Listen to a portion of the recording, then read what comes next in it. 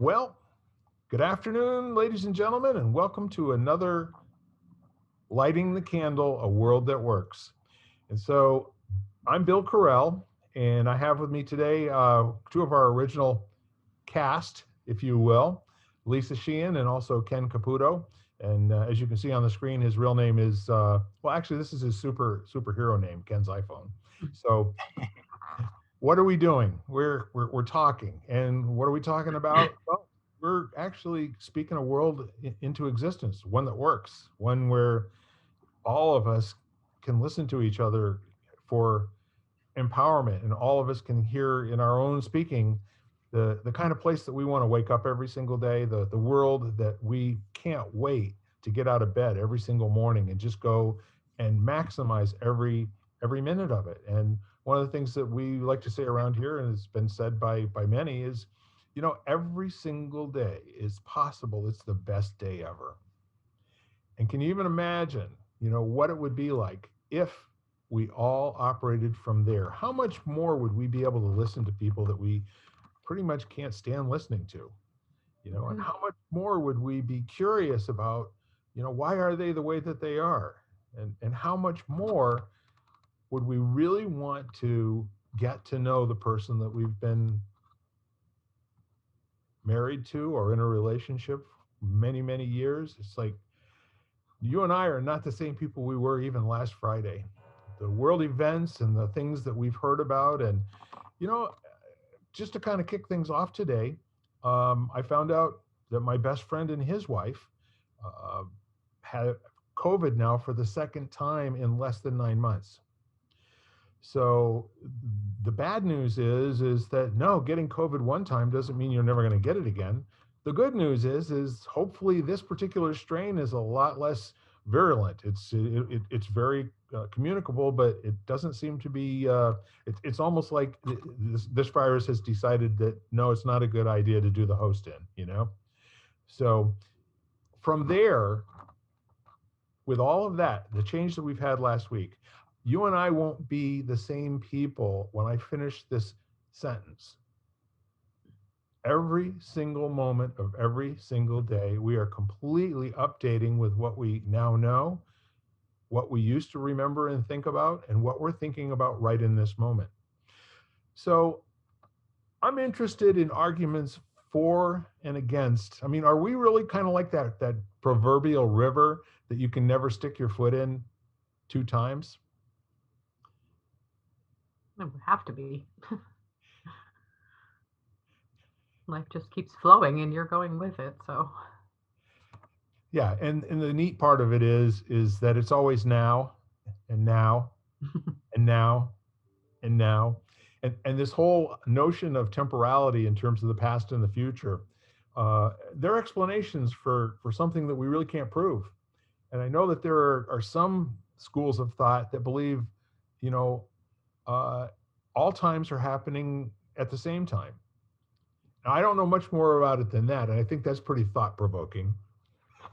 So, in that way of thinking, for particularly Ken, uh, when you can choose to experience anything that's going on in the present any way you choose, and there are myriad thousands of different ways to experience every single moment. We've talked about that in other podcasts.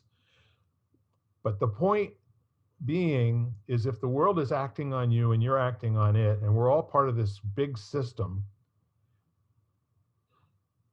I mean, how important is it to be able to conduct yourself through time um, by what you remember and have memorized?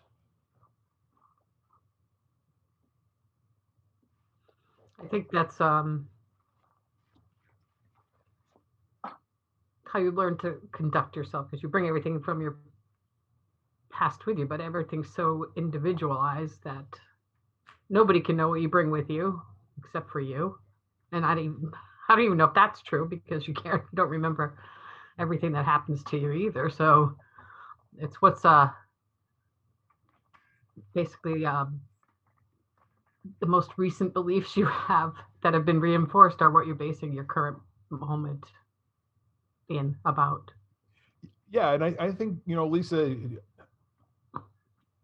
Would you say it's true that some people try to develop formulas for how to act in the present based on what seemed to work for them at another time? I think that that's what they believe your ego kind of tries to do by seeing the present moment and comparing it to the past and how it relates to your current situation. It's kind of like human nature to use what you know and run the old reels and see if it's different or if it's good, bad, or indifferent, and to react in that. Hopefully, respond and not react, but respond or react in that way. Yeah. Yeah, it's almost like there was a training that I took back in the 1990s where they talked about human beings are just a big jukebox. Mm-hmm. They also called, skin bag. You're a skin bag with that just keep collecting all of these experiences and never get a way to get rid of the ones that are not working for you. But it's almost like in any conversation when somebody is speaking, um, B7 gets pressed, and now here comes that tape, and Yeah. Please, Mister, please don't play B17. yeah, exactly.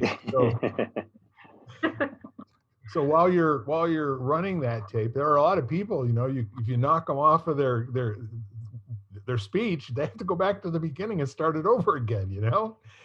And I think at some point in life, I've found that it's probably easier just to start from where you are right now, and oftentimes it's just a question, right?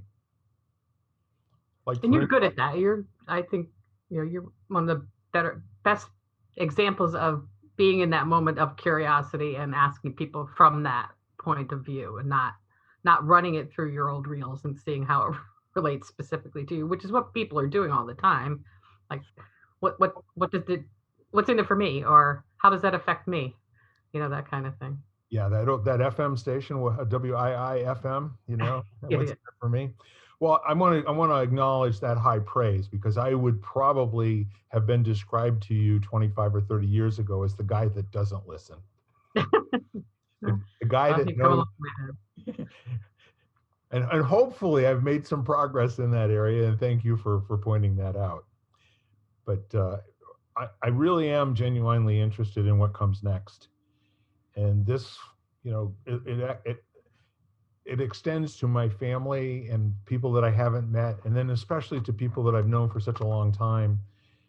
And I value, the opportunity to create a lifetime relationship in less than 30 seconds, just by simply showing up and inviting the authentic people that are there in the conversation to come out and play. And I love it. It gives me goosebumps when I'm in the presence of people who would probably rather do this conversation than almost anything else.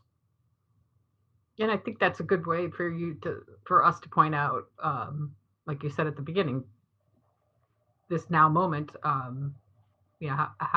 we react or live in it can be different if you take a different direction, like you do. Like, why did you say that, or tell me more about that? Is a classically good question. Sure. Yeah, and unfortunately, human beings are not real masterful with having unknown things.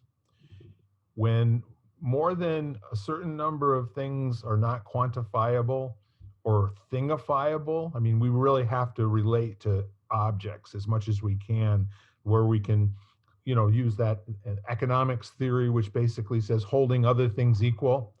All these things, nothing is ever held equal. It's all changing and dynamic all the time, but we have to think that way. Other things equal, this will happen. And that's our prediction.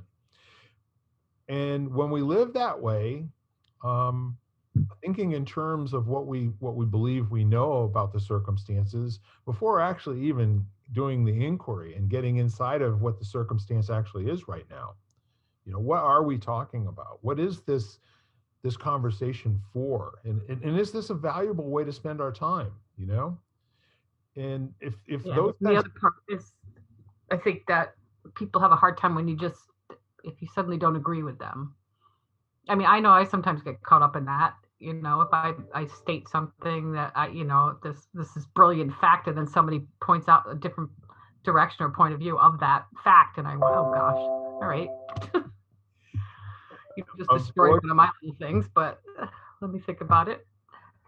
that's that whole quantifiable. It's got a particular weight. It tastes a particular way. It's predictable. It's going to be there. It's going to be that for you. It's going to reinforce your value of believing in that thing as an object, and then we objectify everything. We objectify cats, we objectify plants, we objectify people, we objectify groups. Any way you can slice and dice it, you know, that these characteristics are over here and those characteristics are over there. And really the neat thing is Yeah, that we talked about that. Yeah. we do that so we can stay sane. But it's not really a very enjoyable way to live your life. There's not a lot of satisfaction with being right about what somebody's going to say and do before they do it. Yeah. No, no, I know, but I think that's what the way people would like the world to be most of the time. It's like, it's, you know, especially if it's your friends and family that you just assume will agree with you, and then they don't when they don't. But then that's, you know, where you come up with like you said that, like you do, is like, so tell me more about that, or why do you feel that way, or um, Or like Spock used to say, fascinating. yeah, and then beat 'em I, up. I like picking up, you know, little isms from here and there, you know. Inigo Montoya. Oh, you use that word again. I do not believe that means what you believe it means. Inconceivable. Absolutely. And he said it with such conviction, and every single Mandy Patinkin had my heart at the end of that movie, 100%. So I really want to hear more from Ken, and hopefully you'll be able to engage us in a minute or two. And at the same time, I think it's kind of cool navigating, you know, this particular setup where just seeing Ken's superhero avatar there, Ken's iPhone, I am empowered to continue this conversation with you, Lisa. And I think if Ken really had anything to say and he could hear us properly, he would be chimed in by now. So, No, actually, I've been listening in the whole time and just enjoying the things you guys have been talking about. yeah, it's called nonsensical riffing, I think.